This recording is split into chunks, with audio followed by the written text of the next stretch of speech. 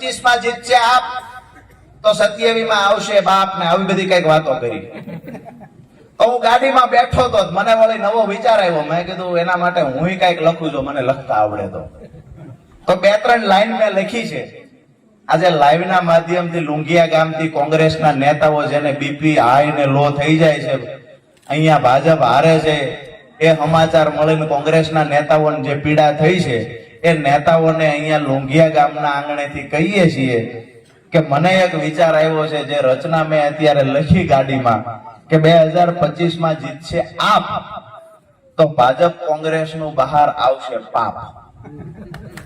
2025 માં જીતશે આપ તો અત્યાર સુધી કરેલું ભાજપ કોંગ્રેસ નું બહાર આવશે પાપ. ખેડૂત છે અમારો જગતનો બાપ, ગદ્દારોને નહીં કરે ક્યારેય માફ. ખેડૂત છે અમારો જગતનો બાપ, ગદ્દારોને ક્યારેય નહીં કરે માફ.